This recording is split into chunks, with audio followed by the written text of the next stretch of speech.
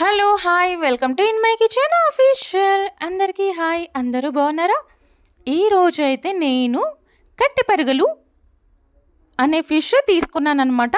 ఈ కట్టెపరగలు అనేటివి సముద్రంలో దొరికే చేపలంటండి. ఇవి మీడియం సైజ్ ఉన్నాయి. చిన్న చేపల నుండి మీడియం సైజ్ ఉన్నాయి. అయితే యాక్చువల్లీ ఏంటంటే నేను మార్కెట్‌లోకి వెళ్తే నేను ఫస్ట్ ఆఫ్ ఆల్ అడిగింది ఏంటంటే ఎక్కువగా ముళ్ళుంటాయా అని అడుగుతాను ఫస్ట్. ఎందుకంటే ముళ్ళుంటే మా పిల్లలు తినరు కాబట్టి ఎక్కువ. అయితే అతను ఏమని చెప్పాడంటే ఇందులో ఒకటే ముళ్ళుంటుందమ్మా, చాలా బావుంటాయి, ఇవి తీసుకెళ్ళండి. నా దగ్గర 2½ కేజీస్ వరకు ఉంది. మీకు 200కే ఇచ్చేస్తాను అని చెప్పాడు. ఇంకా సర్లే అని చెప్పేసి ఇదొక 2½ కేజీ వచ్చిందండి. నేను ఇలా 200 ఇచ్చేసి పర్చేజ్ చేసేసుకున్నా. దీంట్లో ఒక 3 చెందువ చేపలు కూడా వేశాడనమాట. ఇంకా నేను ఇది ఎలా క్లీన్ చేసేసుకోవాలనేసి ఇంకా ఇంటికొస్తే ఇంకా క్లీనింగ్ ప్రాసెస్ పెద్దగా ఉంటుంది, చెయ్యొస్తుందో లేదో అని చెప్పేసి అక్కడే ట్రై చేశాను. అంటే అక్కడే క్లీనింగ్ చేపిచ్చాననమాట. అలా చేసిన తర్వాత తను అంది కదా అంటే, మేడం ఇవి కట్టెపరిగలు కదా, ఇంటికెళ్ళిన తర్వాత అరికలో వేసేసి ఇలా తోమండి. తోమడం వల్ల ఏంటంటే అది మంచి కలర్ పోతుంది. ఇంకేమైనా ఉన్నా కానీ అదంతా డస్ట్ అంతా వెళ్ళిపోయి మీకు క్లీన్‌గా అవుతది అని చెప్తే, అరిక అంటే ఏంటి అనేసి నేను తనని అడిగానన్నమాట. మట్టి పాత్ర అని చెప్పింది. ఓకే, అలా చెప్పింది కదా అనేసి నేను కూడా వీడియోలో ఈ విధంగా చూపించాను. మట్టి పాత్రలో వేసి అలా 2, 3 టైమ్స్ అలా వాష్ చేశాననమాట. ఇలా రాకేసి వాష్ చేయగానే అదంతా కూడా బ్లాక్‌నెస్‌గా వచ్చి తర్వాత థర్డ్ టైమ్‌కి మంచిగా క్లీన్‌గా వైట్ కలర్‌లో వచ్చినాయన్నమాట. చేపలు మాత్రం లాస్ట్‌కి ఈ విధంగా వచ్చినాయి. బాగున్నాయండి. ఫ్రెష్‌గా అయిపోయింది. క్లీనింగ్ అయితే చాలా బాగుంది. ఆవిడ చెప్పినట్టుగానే చేశాను. చాలా బాగొచ్చాయి. అంటే నాకు కూడా ఫస్ట్ టైమ్ అనమాట ఇలా అరికలో వేసి తోమాలి అని చెప్పేసి. ఇంకా తను చెప్పిందనేసి నేను ఇలా ట్రై చేశాను. తెలియని వాళ్ళు ఉంటారు కదా, దానికోసం అనేసి నేను ఈ వీడియో కూడా ఇలా చూపించాననమాట. ఇప్పుడైతే మొత్తానికి మనం ఫిషెస్ మాత్రం ఇలా క్లీన్ చేసేసుకున్నానండి. ఇవైతే నాకు మొత్తం క్లీనింగ్ అయిపోయిన తర్వాత 2 కేజీస్ వరకు ఉన్నాయన్నమాట. ఇప్పుడు వీటిని మంచిగా వాష్ చేసిన తర్వాత కొంచెం ఉప్పు, కొంచెం పసుపు వేసేసుకొని కూడా వాష్ చేసుకొని ఇప్పుడు దీంట్లోకి అల్లం వెల్లుల్లి పేస్ట్ వేసుకున్నానండి. ఏంటంటే 1½ టేబుల్ స్పూన్. చిన్న టేబుల్ స్పూన్ తీసుకుంటే మాత్రం 2 టేబుల్ స్పూన్ వేసుకోండి. నేను 2 కేజీస్ తీసుకున్నాను కాబట్టి నేనైతే ఇక్కడ 1½ టేబుల్ స్పూన్ పెద్ద స్పూన్‌తోని అల్లం వెల్లుల్లి పేస్ట్ అనేది వేసుకున్నాను. అలాగే 2 కేజీ ఫిష్ కాబట్టి నేను ఇక్కడ 2 టేబుల్ స్పూన్ కారపొడి అనేది వేసుకున్నాననమాట. మీరైతే తగిన విధంగా మీరు తీసుకునే కారం ఎలా తింటారో దాని విధంగా వేసేసుకుంటే సరిపోతుంది.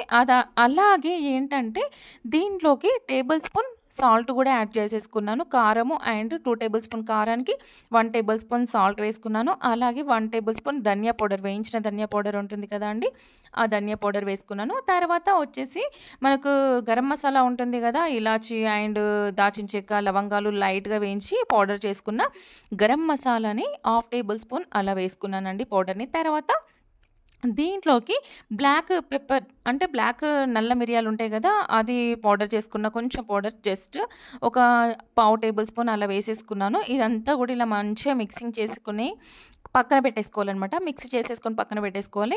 ఇప్పుడు దీంట్లోకి ఒక 4 చందువ చేపలు ఇచ్చారు అని చెప్పాను కదా వేరే, అవి చూపిస్తున్నాననమాట. ఈ విధంగా వచ్చినాయండి అవైతే.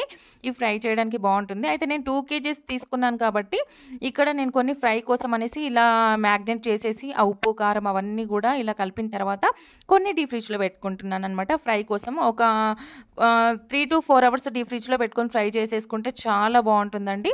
అందుకనే ఉప్పు, కారం అంతా కలిపేసి దీంట్లో నుండి ఒక 1 కేజీ వరకు ఫిషెస్ ఫ్రైకి ఒక 1 కేజీ వరకు పులుసు పెట్టుకుందాం అనేసి అలా పక్కన తీసి పెట్టుకున్నాను. మిగతాది ఇలా పెట్టేసుకున్నాను. తర్వాత ఇప్పుడు నేను ఇందాక మట్టి పాత్ర ఉంది కదా అండి, ఆ మట్టి పాత్రని కొంచెం విమ్ లిక్విడ్ వేసేసుకొని మళ్ళీ ఒకసారి వాష్ చేసుకొని ఇప్పుడు స్టవ్ ఆన్ చేసేసుకొని ఇలా మట్టి పాత్ర స్టవ్ మీద పెట్టేసుకున్నాను. తర్వాత ఒక 3 టేబుల్ స్పూన్ ఆయిల్ అనేది వేసుకున్నాను. ఎందుకంటే ఇక్కడ నేను కేజీ 3/4 కేజీ అయినాయన్నమాట. నేను చేపల ముక్కలు మొత్తం కలిపిన తర్వాత అవి 3/4 కేజీ దాకా తీసుకొని పక్కన పెట్టుకున్నాను కదా, దానికి 3 టేబుల్ స్పూన్ ఆయిల్ వేసుకొని ఒక 1/2 టేబుల్ స్పూన్ ఆవాలు, అలాగే కొంచెం జీలకర్ర, ఒక చిన్నగా ఏంటంటే 1/2 టేబుల్ స్పూన్ మెంతులు వేసేసుకొని తర్వాత జీలకర్ర వేసేసుకున్నాను. అవి కొంచెం చిటపటలాడగానే ఇప్పుడు ఒక 2 కానీ 3 కానీ ఎండుమిర్చి ఉంటుంది కదా, ఆ ఎండుమిర్చి కూడా చిన్న ముక్కలుగా చేసుకొని వేసుకున్నాను. అలాగే ఒక 4 పచ్చిమిర్చి చీలికల్లాగా వేసుకొని ఇలా కలిపేసుకున్నాను అనమాట. ఇవంతా కూడా చిటపటలాడుతూ కొంచెం ఫ్రై అవ్వగానే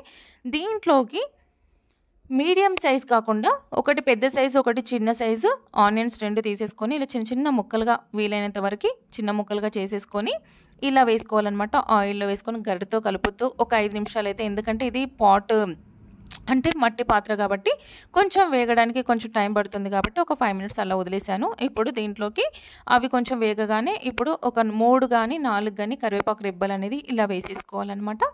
ఇలా వేసిన తర్వాత మరొకసారి కలిపేసుకొని దీంట్లోకి మనం ఇందాక ఉప్పు, కారం, మసాలా మొత్తం కలిపి పెట్టేసుకున్న కట్టె పరిగెలు ఉన్నాయి కదండీ! ఈ కట్టె పరిగెలని ఇందులో వేసేస్తున్నాను.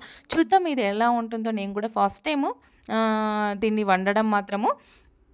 వేసేసుకొని ఇలా కలిపేసుకున్నాను. ఇప్పుడేంటంటే ఇప్పుడు కలుపుకోవచ్చండి. మనకేం అది ఉడకలేదు కాబట్టి ముక్క చినిగిపోయే ప్రాబ్లమ్ ఏమి ఉండదు కాబట్టి స్టార్టింగ్ మంచి ఆయిల్ మొత్తం పోపు మొత్తం కలిసేటట్టుగా ఇలా గరిటెతో కలుపుకోవచ్చు. నేను ఇక్కడ వచ్చేసి 150 గ్రామ్స్ చింతపండు అనేది నానబెట్టి ఇలా పులుసులాగా గట్టిగా పిసికేసి వాటర్ తీసేసుకొని ఇలా వేసానండి.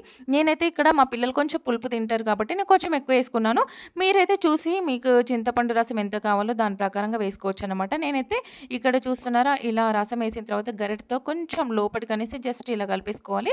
అయితే చారు సరిపోతుందా మనకి లేదా అనేసి చూసుకొని మరో కొంచెం యాడ్ చేసుకోవచ్చు మనం తినే విధంగా అనమాట. ఇలా వేసేసుకొని ఒక 10 నిమిషాలు హై ఫ్లేమ్ మీద పెట్టాను. ఇదంతా కూడా దగ్గరికి వచ్చేసిందండి. చూసారా మొత్తం మసులుతా ఉంది.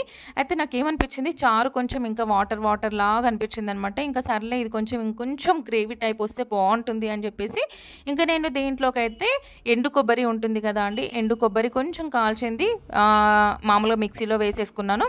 మిక్సీలో వేసుకున్న ఎండు కొబ్బరి పౌడర్ 1 టేబుల్ స్పూన్ వేసుకున్నానండి. ఇట్లా ఫ్లేవర్ కోసం అని చాలా బాగుంటుంది అనేసి వేసుకున్నాను. ఇట్లా కలిపేసుకొని మరొకసారి మూత పెట్టేసుకొని ఇప్పుడు హై ఫ్లేమ్ మీద ఒక 15 మినిట్స్ అలా వదిలిపెట్టానండి. ఇప్పుడు చూసారా మూత తీసాను. అసలు ఆయిల్ మొత్తం పైకి వచ్చేసేసింది. ఇంకా మనకి గ్రేవీ కూడా చిక్కగా వచ్చేసిందండి. నాకైతే ఇదేంటంటే లైట్గా సూపర్ అంటే సూపర్గా ఉంటుందన్నమాట. ఇప్పుడు ఇదంతా కలిపేసాను. నేనేంటంటే మామూలుగా కలపడం రాని వాళ్ళైతే పాత్రని మొత్తం ఒక క్లాత్తో తీసుకొని రౌండ్గా తిప్పుకుంటే సరిపోతుంది. కాకపోతే నేను కొంచెం టెక్నిక్గా ఏంటంటే గరిట తిప్పేసి మనం ఇలా లోపల జస్ట్ ఇట్లా ఊపితే సరిపోతుంది, మొత్తం కలుస్తుంది అనమాట.